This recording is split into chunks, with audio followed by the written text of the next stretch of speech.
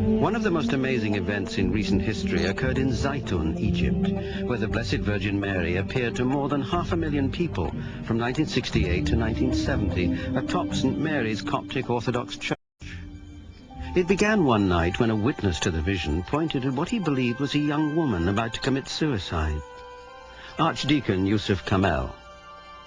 He looked at the church. First he saw a ball of light. That light developed to be a young lady on top of the dome in the middle of the church. After a while, all passing by stopped to see the girl that's commit suicide from on top of the church. Suddenly, the Christian people cried, "That is not a girl, that is the Virgin Mary."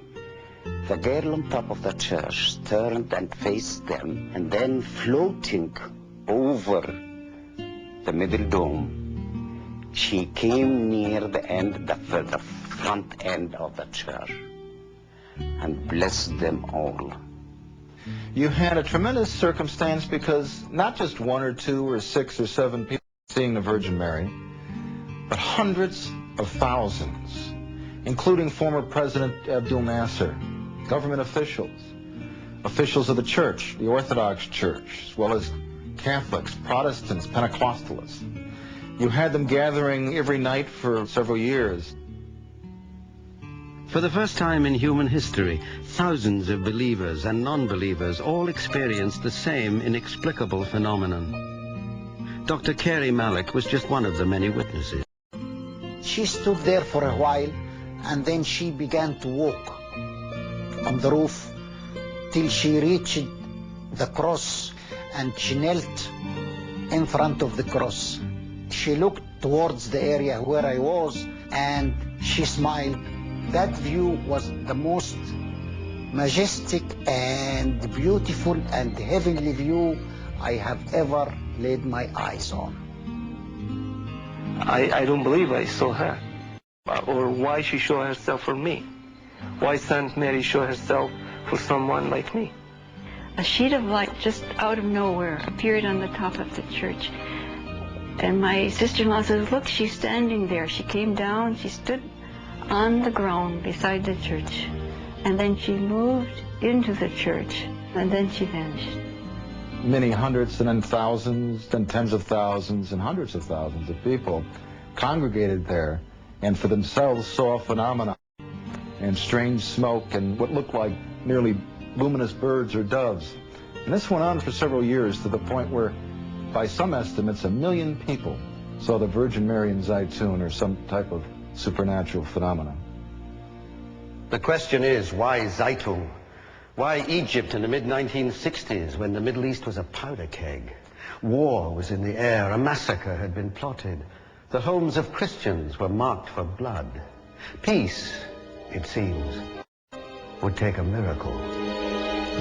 They marked every house of the Christians with a red cross, and then appeared the Virgin Mary.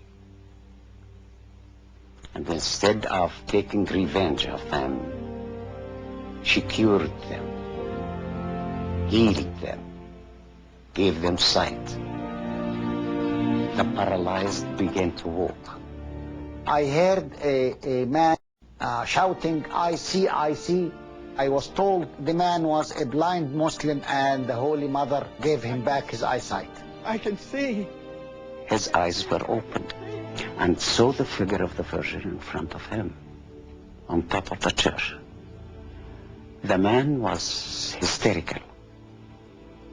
He cried out. The miracle happened. The miracle happened. The miracle happened. I can see. And began stretching his hands, touched everyone around him. One girl named Teresa Galila had polio when she was about 6 months old. She could drag her legs with crutches, and she was healed at Zaytun. And I had seen her walking.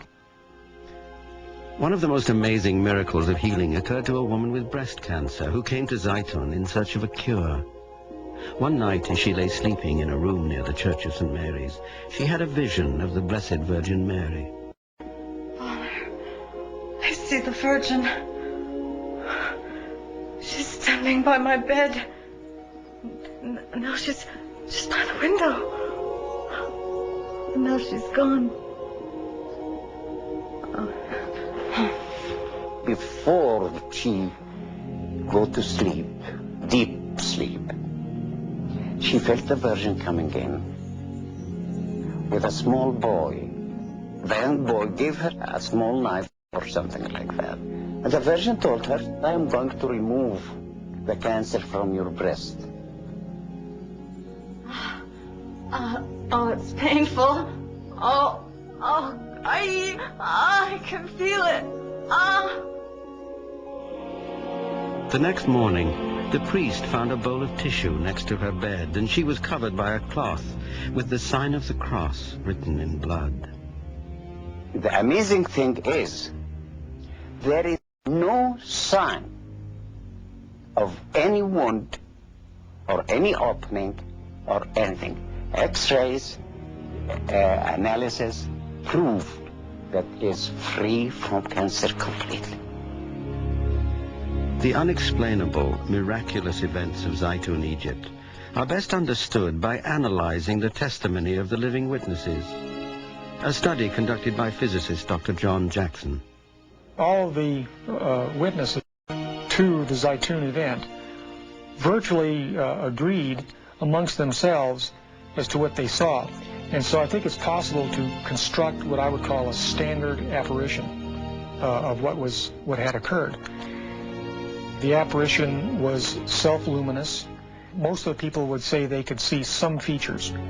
Virtually everybody said the apparition would move in a natural manner and it looked very realistic. Some people would say the apparition was bigger than life in terms of its size. What's interesting about it is that you had so many people who come from so many different parts of the world, really, coming together to agree that this is what generally people saw. And more compelling evidence was found through analysis of the photos, which Dr. Jackson verified as authentic. The question is, are those real photographs? What you look for in a scientific evaluation of these photographs are internal consistencies or inconsistencies. I spent a lot of time studying those photographs and I can't see any inconsistencies. So if that's true, then that would argue that the apparition was able to generate physical light that was able to go to a camera, go through the optics, record itself on the photographic emulsion of the film as a photochemical reaction, and hence you have something physical associated with the apparitions. On the anniversary of the apparition at Zaytun, Pope Kyrillos VI declared that this was indeed an authentic appearance of the Blessed Virgin Mary, whose silent message of love and hope had miraculously brought peace to the religious conflict within Egypt. Something very strange has happened here, perhaps something profound. You might be dealing with a phenomenon that lies out of heretofore classical science, and we have to be prepared for that.